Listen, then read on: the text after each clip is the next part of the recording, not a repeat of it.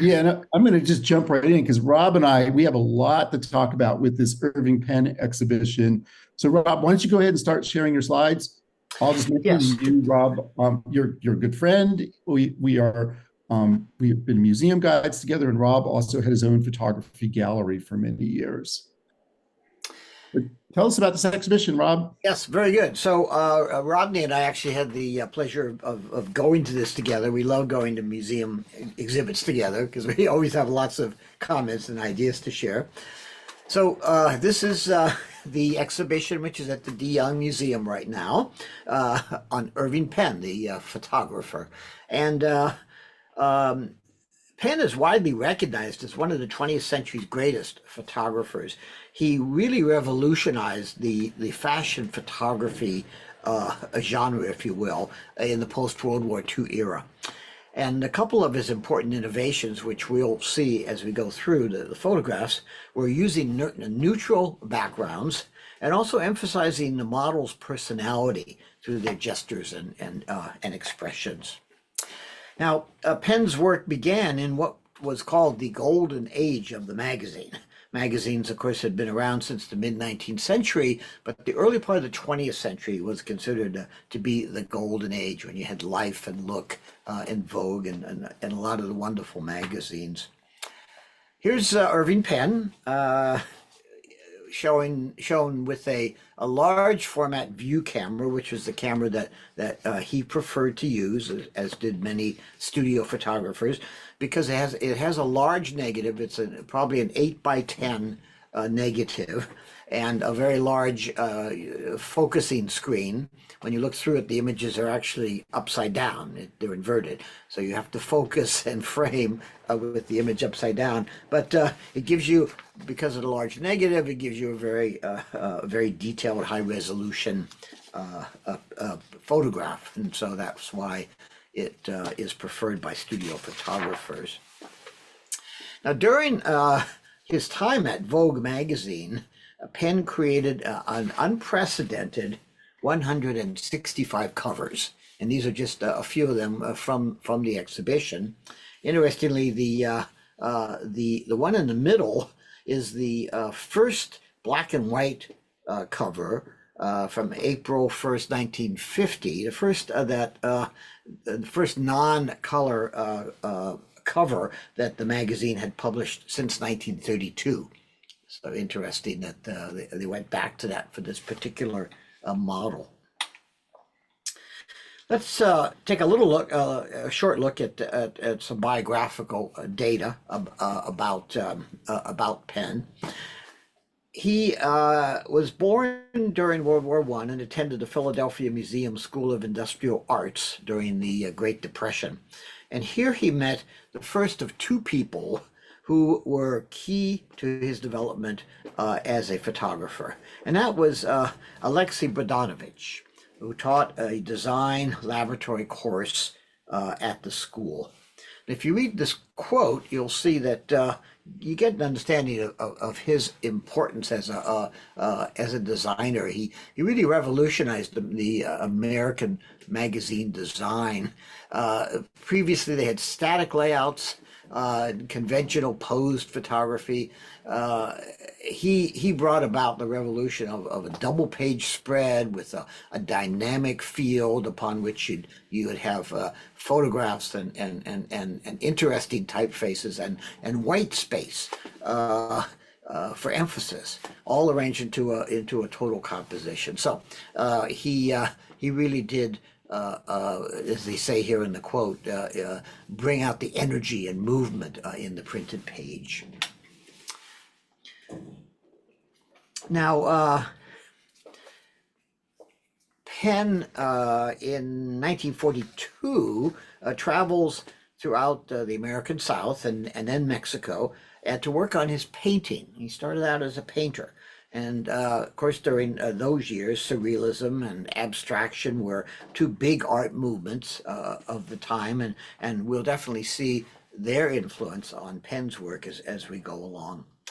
But interestingly, towards the end of the year in Mexico, he destroys his paintings and he returns home to concentrate on his photography. And it is back in New York where he meets the second major influence on his art, and that is Alexander Lieberman. Now, Lieberman had escaped to New York from World War II Europe, where he traveled in circles that included Leger and Cocteau. And in New York, he became the editorial director of Condé Nast, and later the art director at Vogue, where he hired Penn to design covers for the magazine, and eventually encouraged him to use his own photography in the design. And you see here in this slide some of Lieberman's works of art. He was, as you can see, quite a serious artist in his own right, creating both paintings and sculpture. Yeah, and I think I've seen that one, the middle one, at the Storm King Center in New York.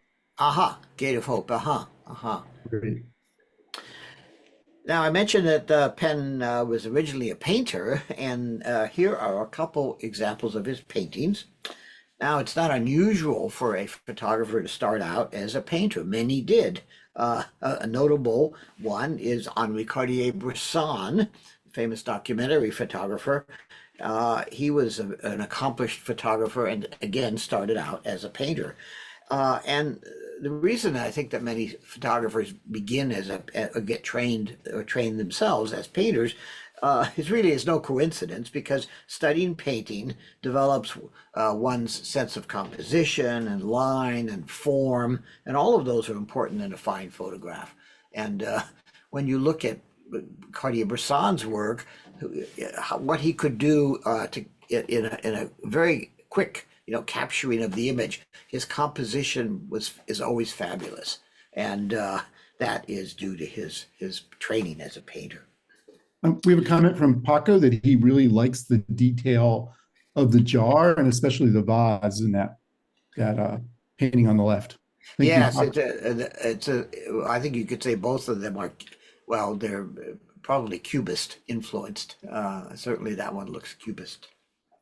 Well, let's walk through the exhibition together. This is what you see as you enter it to De Young, and not only invites you into the exhibit space, but also is a nod to Penn's setup in photographing his subjects, as we'll see in the next slide here.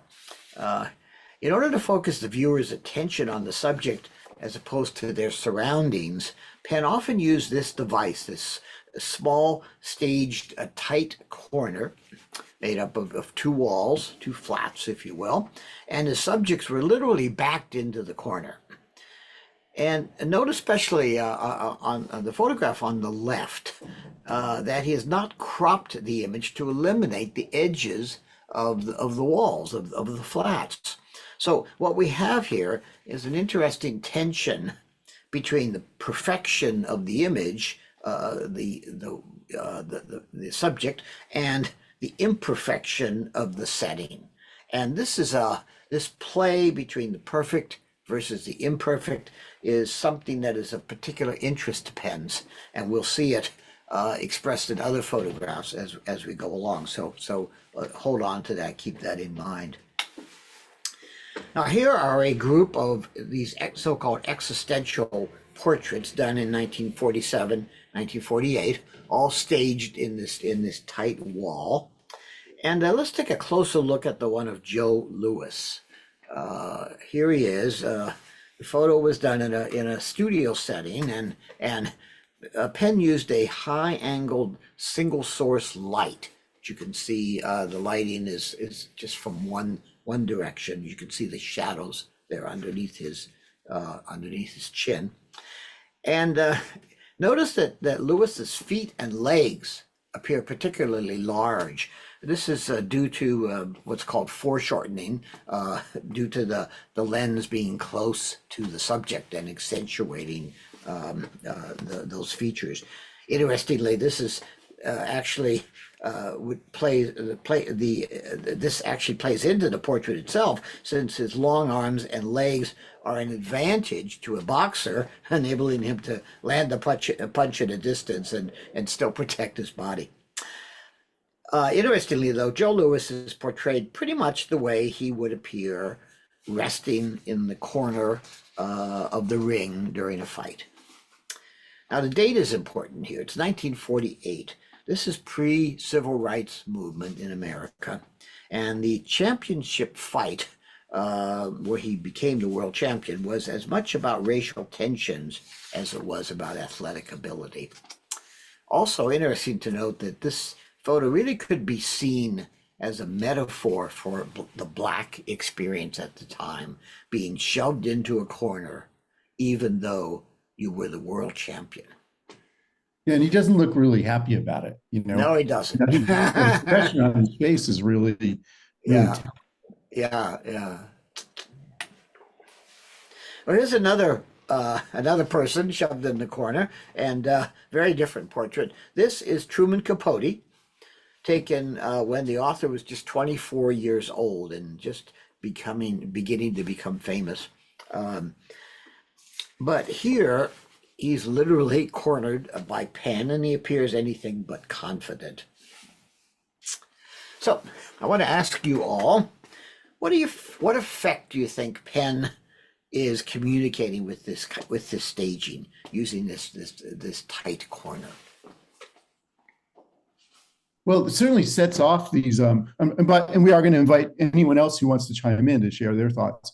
But it really, sets the subjects out. Like they really stand out. They're contrasted with these light walls, and I don't know. It just seems to really bring out their personalities.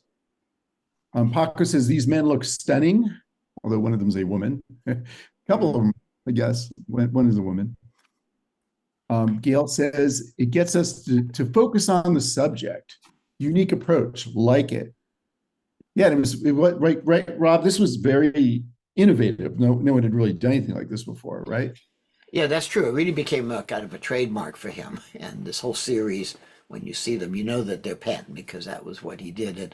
And as I mentioned early on, one of his innovations was the plain, putting them in all his subjects in a plain background. This is a bit of a variation on that, but we'll see more of that as we go along. Any other comments before we? Sarah says there is no place to hide.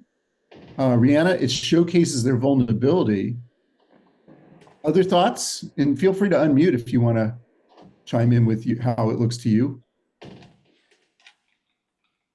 mean, one thing I think with that Truman Capote, like we're looking at him, but he's kind of looking at us too.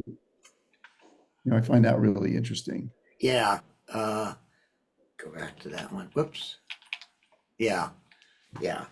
He's sort of pouty. Also, I just love how the he's in the darkness. Yeah. And, the fade from the darkness to the details of his coat.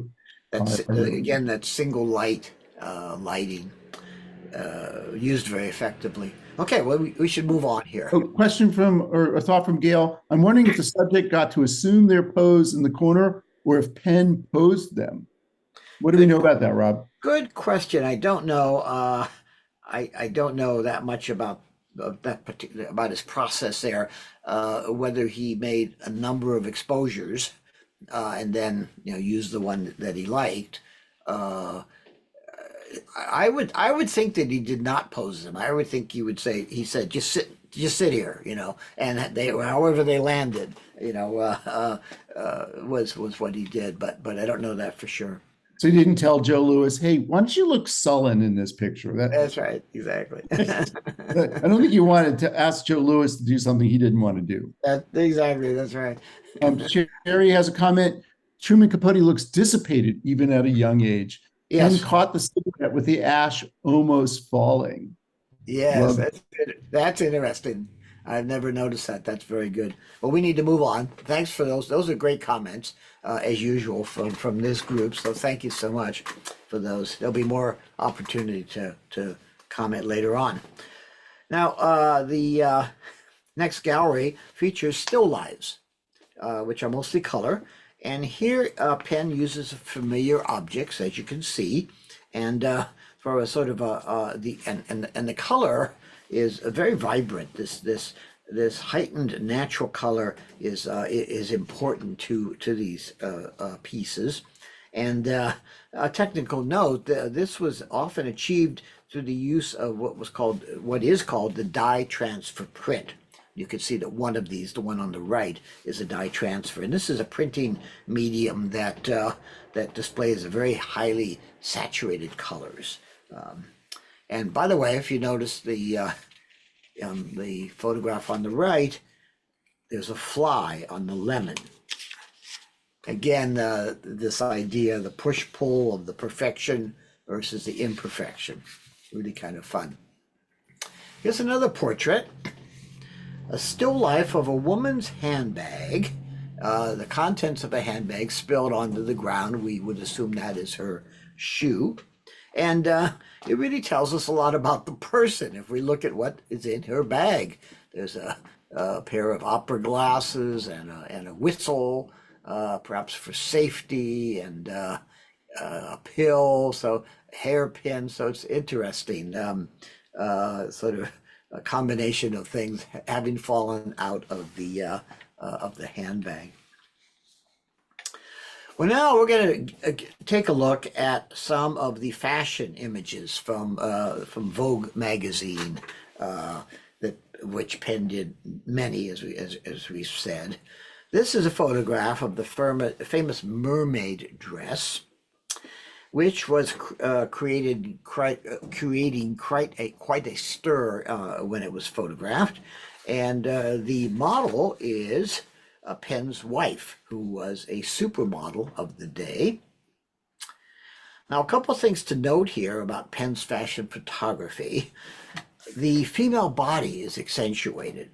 This is often thought to be a nod to soldiers who were returning from World War II, who longed for so many years to be back with their wives and girlfriends. Also, there is a much more assertive look for the model, for the woman, as you can see here. Having tasted the job market and the freedom to make their own decisions with the men away at war, the women were not about to retreat to submissiveness. They wanted to keep that freedom. So all of those features come out in these late 1940s, early 50s photographs. A couple of pictures of hats here. Hats were a must. They were really de rigueur in those days, and the bigger the better to set off the face. And here you see some of the other qualities of Penn's staging, or characteristics, I should say, of his staging. Again, this single light source that we saw in the walled, the cornered photographs. You see it here as well. He loved the idea of a single light source because, as he remarked, there should not be multiple light sources, as there's only one sun. So that was his rationale for it, but it made for very interesting lighting because it brought out the sculpture, if you will, and the form. Penn also shared Lieberman's desire to replace what he called the leftover niceties of the pre-war ladies' fashion journals. These would be the glamorous rooms, the French chairs, the fancy effects that showed up in other photographers' sets. Penn replaced these with a more modern, simple look, the plain background as you see in both of these photographs, really to emphasize the subject. Now here are two fashion pictures that just seemed to go together. And let me ask you, what do you notice here about what Penn is doing with composition? What shapes do you see in both of these? And I'm going to chime in, but I'm going to see if we can get some other folks to chime in first. You and I, Rob, had such a great time looking at these photographs in the gallery. Yeah. And they're very, very striking. And I will definitely share my thoughts, but Okay. good. We're seeing about shapes, the use of shapes here. Yeah, Lori says lots of angles. And Yeah. Sherry, kind of same thing, angles, triangles, very angular.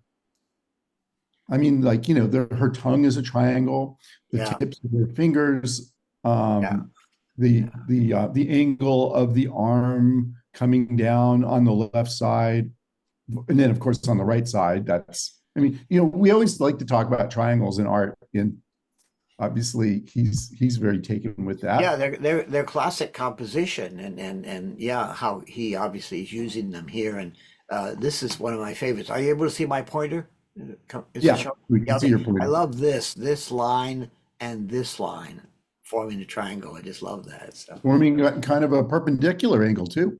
yeah, yeah. That's Any other Yeah. So shapes? some more comments. Gail says, I can remember when women smoked and would extract tobacco from their tongues, lips with their fingertips. Yep, That's I guess that's what she's doing. Even her tongue is angular, says Nikki. Yeah, Paco, that reminds me about the lady who is smoking the cigarettes. We're going to be seeing more cigarettes later on, by the yeah. way. Yes, So, we will. Yeah, yeah. and Gail says, lots of geometrics in both these shots. Love Yeah, them. yeah. Very unusual, I think, for the time. Very unusual, and I think I love the one of the shoe. I think that's just terrific. Just I like them both, but I love the one of the shoe. And then let's not forget the black white contrast that we're seeing. You Yes, know, exactly. Yeah, and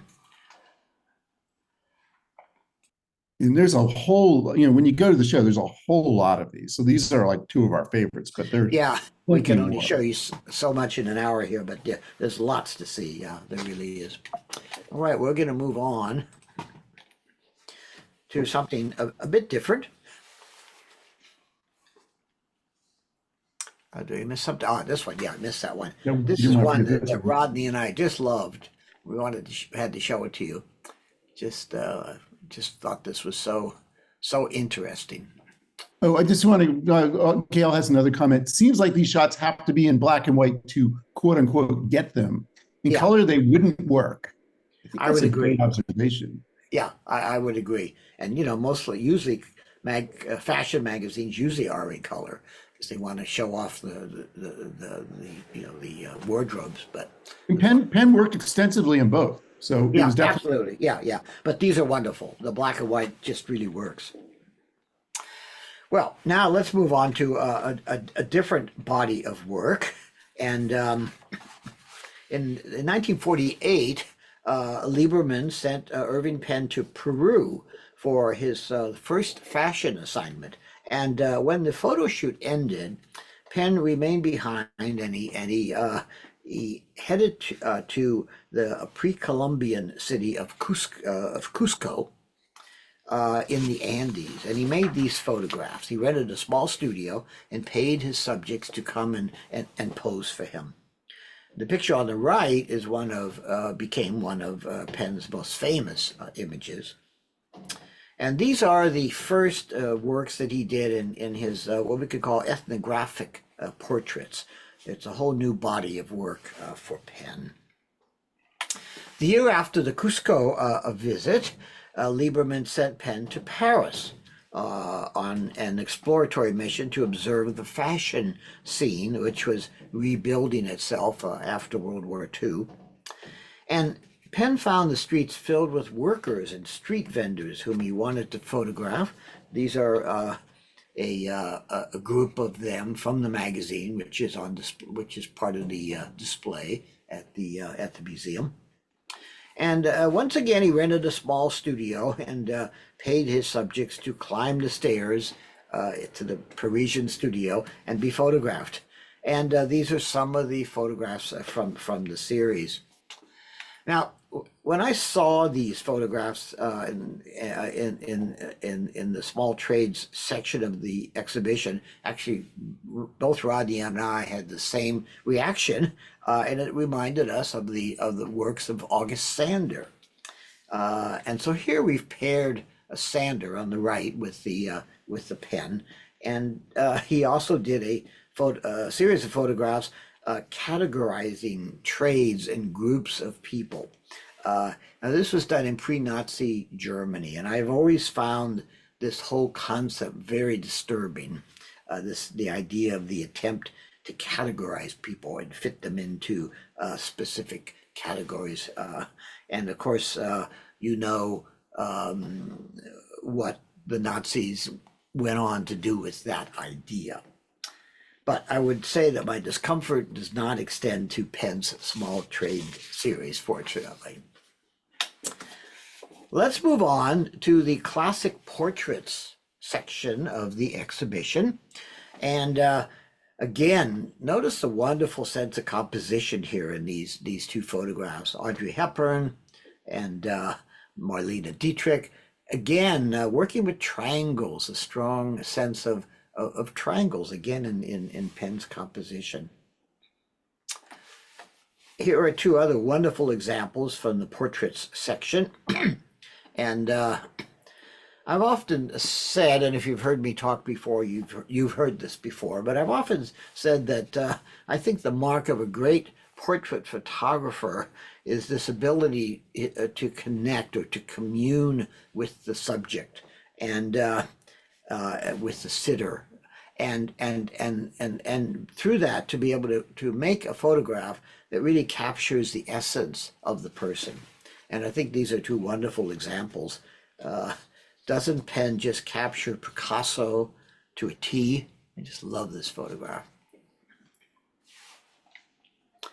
There's an interesting anecdote about this photograph. When Penn and his assistant arrived at Picasso's house, there had been some mix-up, and he was not expecting them. And so he said, well, I'm quite busy, but you could have 20 minutes. So they made this photograph in 20 minutes. Remarkable. Yeah, it's just, and it's so great that he captures the eye of the man who was looking out and seeing so much in his world, and in such a different way. Yeah, it's just wonderful. It just really, it captures his the personality and everything there. And the Bacon portrait is very much in the style of Bacon's paintings, the kind of off-putting ways of looking at people. And see him portrayed that way himself. So. Sherry had a comment. She said that it was a little disappointing to her that the classic portrait section of the exhibition wasn't more extensive than it was. It is like kind of showing a very broad range of Penn's work. Yeah. Well, there's so much to show. I guess they had to, make some decisions. But yeah, you could say that as well. Yeah, I mean, I could say that as well. There's, you can't show everything, I guess. But yeah, there's so many more wonderful portraits that they didn't have space for. Here's two more that are in the show. And we already looked at the Capote photograph on the left.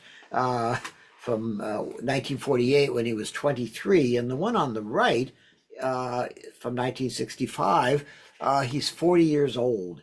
And I just thought they would be really interesting to pair these, to put them together, and to talk about what's different, what's similar, what's different between the two.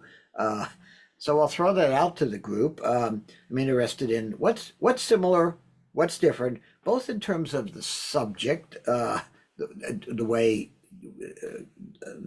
Capote is captured, but also in terms of Penn's style, the way he is photographing portraits, the way he moved into a different style, not using the tight corner anymore. So comments?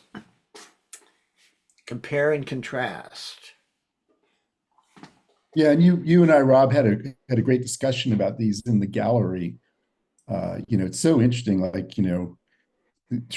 Capote as a young man, Capote at around age 40, which I still think of as a young man, but boy, he doesn't look young in this, does he? Yeah.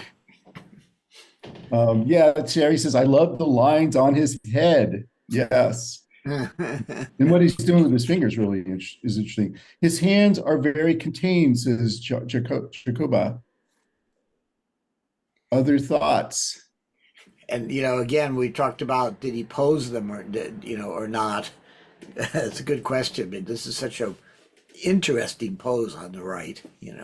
Oh, Sarah's noting he didn't publish In Cold Blood until 1966. So he was already pretty well known for his magazine writing. Yeah, short stories. Here. Mhm. Uh, of course, he's still very much a part of the cultural conversation. There's a whole Yeah. mini series about him. Yeah. And of course, it's a Lori, few years before his downfall, if you will, you know. yeah, Lori says there's a definite melancholy and dissent in each photo. I'd like to hear more about what you mean by dissent, Lori.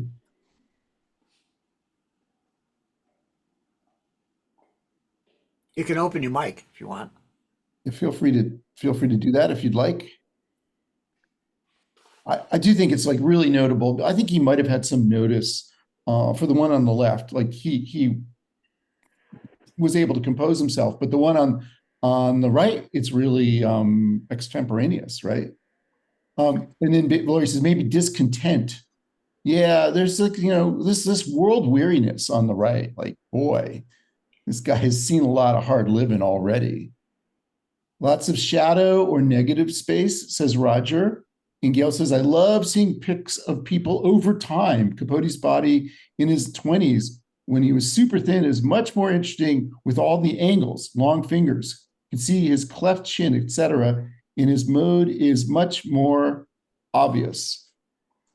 Yeah, I mean, there's other photographers who have series of people over time. Yeah. The Brown sisters being kind of the classic one, right? Yeah, right. But it's the same pose every year. Photographs the Yeah. Brown sisters in the same pose, same four of them lined up. So it's really And there's interesting. there's those Beatles, the covers of the Beatles red and blue albums.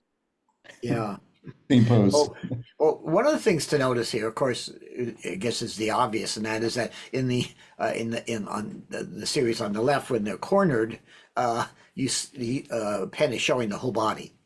And then he's gotten into later on these portraits that are basically of the face and an upper part of the torso, which we've seen in the other pictures that we've if you go back to the here much tighter poses, uh, so not the full body pose, and so uh, and then still the plain background, but really it's a different, it takes on a whole different feel because it doesn't have this tight corner prop, and so There's an interpretation in chat that I want to read. yeah. He looks like he has a headache in the younger photo. Perhaps he is holding his head in the second one for the same reason. And why would that be? Why would Truman Capote have a headache? I think we all know, right? Yeah, Oh, yeah. it was the boy wonder, and then he just kind of his life kind of deteriorated at some point. It was No, kind of sad to watch. alcohol was not his friend. Yeah. All right, let's move on. uh Penn also did a series of nudes, but these were for the most part never published. Here are a couple wonderful examples. Uh, I don't know if it's the same model or not, and it's hard to. The one on the left appears to be a woman. The one on the right could be a woman or a man. You really don't know. Um, These two photographs are of the same model, and Rodney and I were talking about this. I think they are the same negative as well, and we don't exactly know how this reversal of the white and the black, white and the gray was done, but I suspect that it was done through what's called negative printing, where you just print the photograph in the negative form, and the but if you look closely, I believe it is the same negative. You can see the different the shape, certainly the shape of the body, and so on and so forth. So again, kind of interesting. Yeah, very kind of surreal, wouldn't you say, Rob? I mean, we've Very talked surreal. about, Yeah, yeah. you This you the idea know, of pairing these two is very surreal, I think. yeah. Yeah. Oh, in a comment from Ron, he says, the one on the right may be solarized, where you Yeah. expose the print to light while developing it. Right, and yes, and I'll explain solarization. It could be solarized. Solarization is a process where you flash the print in the dark room. You flash it with light for a moment, and that turns the brings out the the negative printing, the negative tonalities. And the story of solarization is that it was discovered by accident by Man Ray when Lee Miller, who was at that time his model and assistant, but went on to be a very fine documentary photographer in her own right. But she was his assistant, and the story was that she came in the dark room when he was, when he was printing, and the flash of light created this interesting effect, and so then he started using it. Yeah. Leon noted that the cropping is different in those two images. That is, Yeah, that's that could true. be a choice, but that's worth noting. Thank you, You can Leon. see it. Yeah, see here, you see more of this. Looks like a pillow or some kind of a, not a pillow, but like a seat cover or something. Here's two more nudes. And when we saw the one on the left, we couldn't help but pair it with the one on the right by Ruth Bernhardt. Now Ruth Bernhardt is, as many of you know, is a San Francisco photographer and who really specialized in the female nude.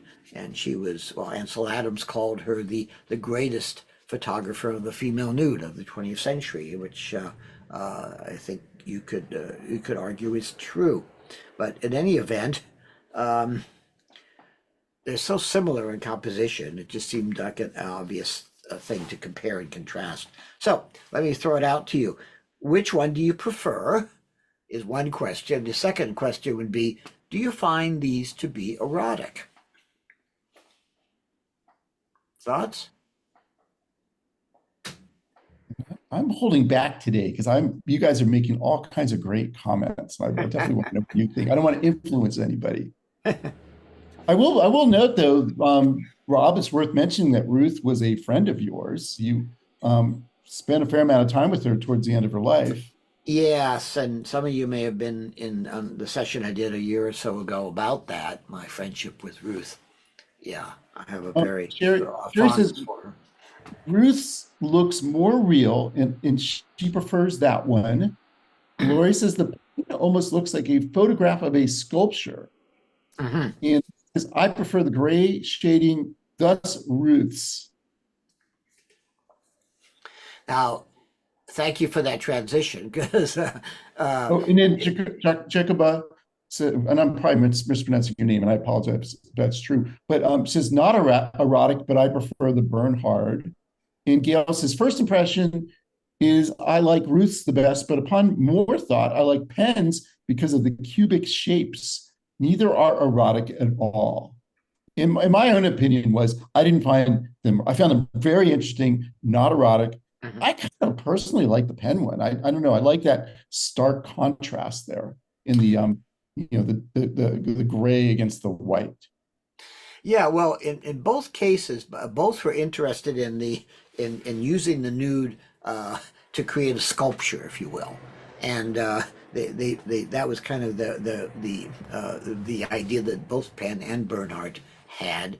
And the one on the left really does look like a sculpture. It looks like something that would be made out of carved out of marble or something. But uh, one of the things to notice about Ruth Bernhardt's photographs are how beautifully they are lit. Now, Penn has interesting shadows, but you kind of see that most of the light is top down. But with Ruth's, she's posed and lit every little nuance to bring out the edges here.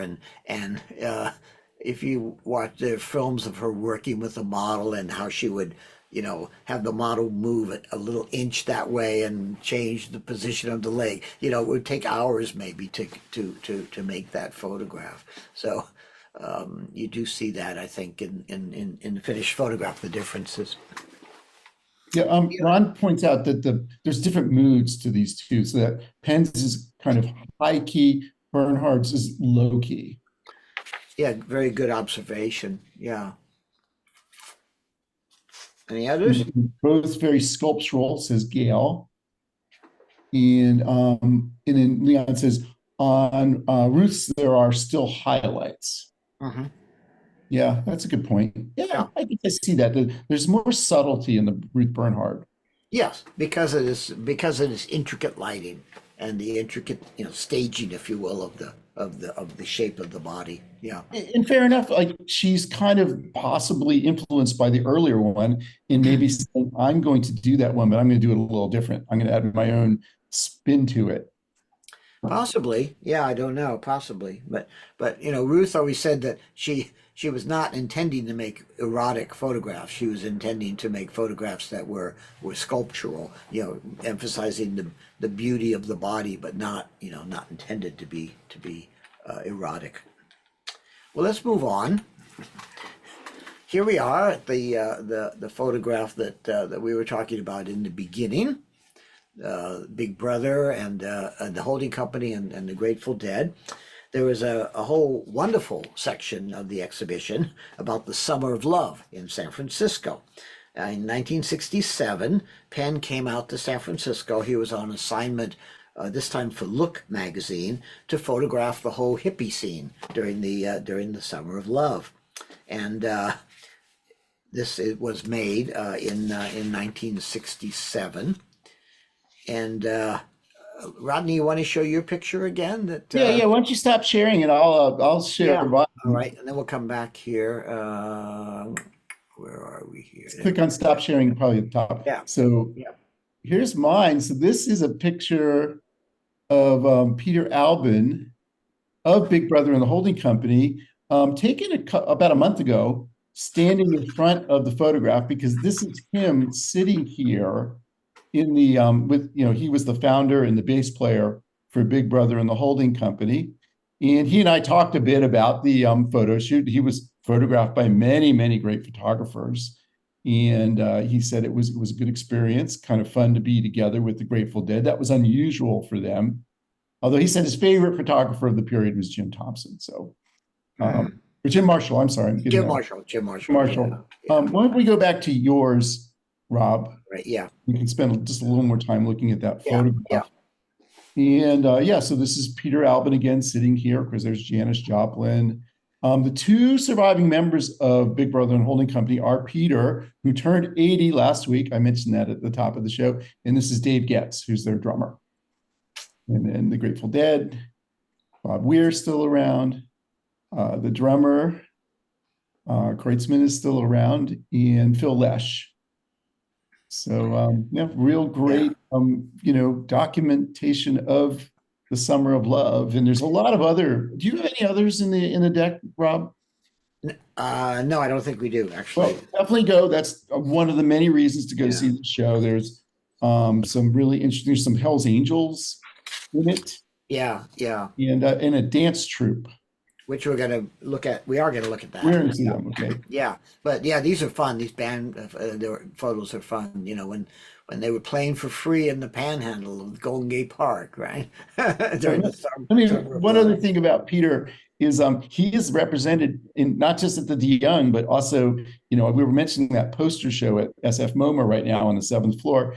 And one of the posters has his likeness, has the likeness of all the band members.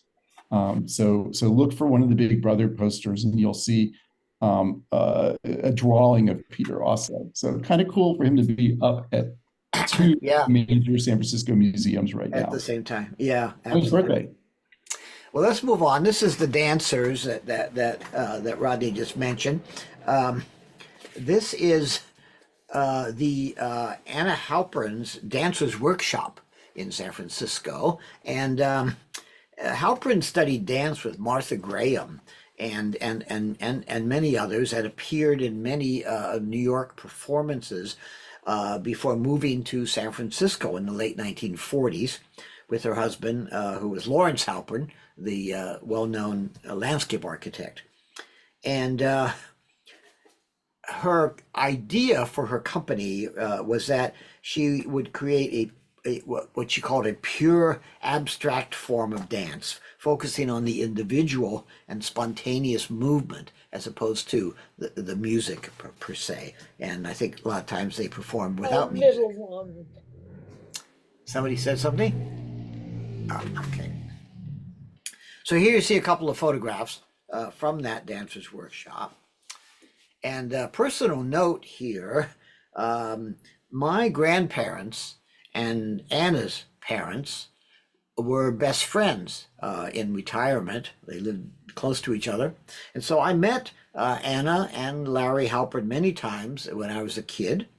And I have to say that they gave me my first sense of what it meant to have an artistic temperament, because they really they both did. They always were creating, and so it was interesting. And of course, it seems like it kind of influenced me, I guess, didn't it? Well, here's another section from the exhibition, and again, more ethnographic works. The context is that the post World War II economic boom brought about travel options for the American working class, and then of course jet travel, which made travel much more accessible, the whole world accessible to us, to everybody. So Vogue recognized this urge to see the world, and Penn was often hired for these assignments, what they called them featured travel assignments. And these, for example, from New Guinea. And another example, here you can see Penn's fascination with dress and style, but in a entirely different context. And what occurred to me as I looked at these is that although the subjects in these photos are not the models and the celebrities, but rather the village elders, if you will, they're consistent in the sense that Penn's using a simple background and natural light, and very much emphasizing the individual and the dress and the costume. So by doing so, he grants these subjects the same air of importance, if you will, as the celebrities and the high fashion models that we saw before. Well, coming back to cigarettes, in the 1970s, New York was at a low ebb, as many of you probably remember, and the cigarette butt was a stand-in for the condition of the city. So whereas in Penn's earlier work, such as the one on the left, which we all talked about and loved, which featured the cigarette as a symbol of sophistication and elegance, in the 1970s, the photograph became merely frayed remains, confined to the gutter, symbols of the evils of the tobacco companies, and this inspired Penn to do this cigarette series. You see one of them here, and these images are very large. He used the 8x10 camera, large negative, and the prints were then 3 times larger than the negative. So the cigarettes are about 20 times their actual size. And you can see the scale of these in this picture here of our friend Joan standing in front of one of the pieces. Now these are platinum prints, which are very rich, deep tonality in black and white. Hard to see it, of course, from the photograph, but when you see them in person, they're really quite beautiful objects. Platinum prints are a wonderful example of the idea of the fine photograph being both an image and an object, something that I always like to look at. In other words, it's an image, but it is also a beautiful object, and that's so much part of the key to the overall beauty of the photograph. So You're saying the photograph's beautiful, not what it's portraying. Yes, exactly. And so thanks for the transition there, yes. Rodney. So the question is, for the group is, why do you think you printed these so large? And do you think that Penn is elevating the subject of these cigarette butts, these ugly objects, by printing them in this beautiful, luscious process? Doesn't make me want to light one up right now, I'll tell you that.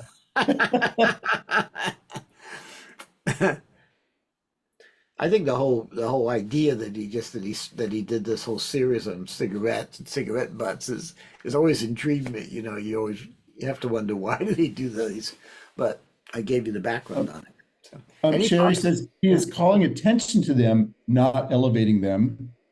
And Jacoba says elevating the grossness. Uh-huh. There you go. Yeah, and this There is you go. interesting because it's a period when the negative messaging about cigarettes is really just starting to become prominent, right, in the Right. early 70s. Right. Uh, Yeah. and because there's so many things in the media that are still making them seem glamorous. Yeah. And I think that the gallery text seems to suggest that he was unhappy with how cigarettes had been portrayed in the past in his own photography, Mhm. and maybe wanted to make up for that. Yeah. Interesting, Oh, huh? Yeah. question from Ron. Why is there a crosshair in the middle? Yeah, what is that telling us? Uh, because it's actually, I believe, four separate negatives, four separate prints put Oh, together, I believe. Yeah, in fact, yes, you can see down here, you can see the seam, see there? So this line, it continues. So these are four different pieces of wow. photographic paper joined together. Wow. Yeah, to And, get the big print. Yeah. and Gail says, I love how the print is broken into quadrants. Hmm. Makes Hmm. me want to look at it. So Yeah. that's it. Yeah. Lori So says the he beauty made of the he made process. he made the Yeah. prints as big as he could, and then he put them together to make it even bigger. Is the point? Yeah. And then Lori's commenting on the juxtaposition of the beauty of the process of making the image and the ugliness of the actual subject matter, so that there is a kind of a dissonance here, right? It's got its own kind of surreal quality, I suppose. Yeah. Yes. Just seeing something that large and something that ugly, so large. Any other thoughts? All right. Well, then let's. I do wonder, did he smoke himself? And you got to kind of believe from seeing these. If he Most did, people did. stop Most people a long did. time before. Yeah, I mean, most people did in the '50s, so he probably did, but who knows? And then probably quit. Well, let's go to something prettier in a way. These are the last part of the exhibition, which are his flowers. But if you look closely, they are flowers in a decaying state that are actually starting to wilt and die. So he seems to be reminding us in these images that everything beautiful eventually does fade, does die. And here he uses the plain background for the flowers, beautifully lit as just as his portraits are. And it occurred to me again that Penn is posing and staging and lighting these flowers in the same way that he posed his models and his other subjects. And they really, really pop, just Yes. And also we've they're all seen large. many flowers, but this is like a different way of seeing them, I think. Yeah, they're large format as well. And I didn't really realize that they were wilted until to take a close look because they're so overwhelming. They're large, very beautiful prints. Well, to wrap up our discussion today, I think this quote from the art history website really summarizes the work of Irving Penn very well. And I'm just going to read it with you.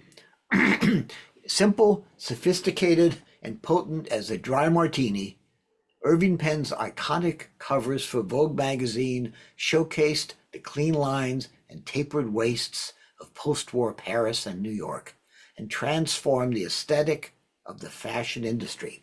Penn removed everything from the shot but the clothing and the model.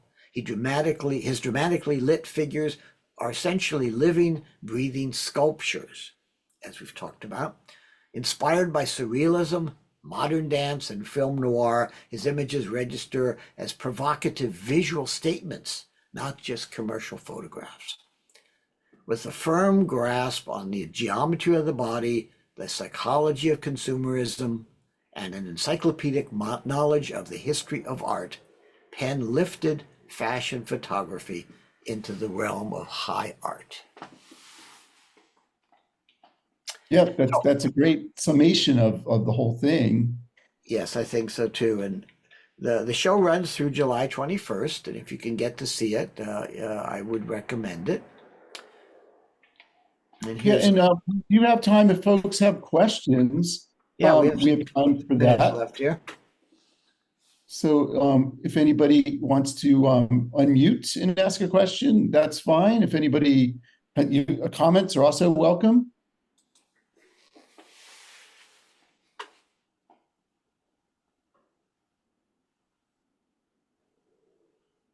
And we have Jeremy. Jeremy just signed on and had a nice comment. He has a background. Hello, everybody. Just Yeah, wanted hi, to Jeremy. briefly say hi. I'm the new CLC Activities and Volunteer Coordinator. My name's Jeremy Millsap. I have a background in art curating and docent work as well. So I just thought I would make sure I get to attend and see what you're all up to. And thank you, Robert. This is a great presentation. And I haven't been to the show yet, so you're giving me a lot of things to think about. Great. Yeah. Maybe next weekend. Yeah. Thank you. Nice to meet you. Yeah. Nice to meet you all. Thanks for coming, Jeremy. Yeah. Thank you, Jeremy. Any other thoughts? We see some nice comments. People enjoy. Rob, you are always great to talk with about photography. And this, by the way, is one of the best attendances we've had for one of these shows. And I think a lot of we have 42 people. That's pretty good. Got a big fan base, Rob. So thanks everybody for tuning in. That's great. We're going to be back in 2 weeks. I'm going to be joined by another fellow museum guide, David Grady. We're going to be talking about an exhibition at SF MoMA called Creative Growth, which is featuring the art of developmentally disabled artists. There's a collective in the East Bay in Oakland that it's a nonprofit that's been around for 50 years. So that's a very exciting topic that really, I think, ties in with the mission of Community Living Campaign. And that's going to be a lot of fun we really enjoyed looking at it together. Paco, do you have any thoughts on all this? You want to unmute and share some thoughts? Oh. You muted, Paco. Paco's muted, but Lori says she knows David. That'll be good. Yeah, 2 weeks from today. I think it's July 8th. And tonight, Wait, no. Oops, sorry. I'm wrong. It's 2 weeks is actually going to be someone else. It's going to be Gerard Boulong, a painter. So it's going to be 4 weeks to the creative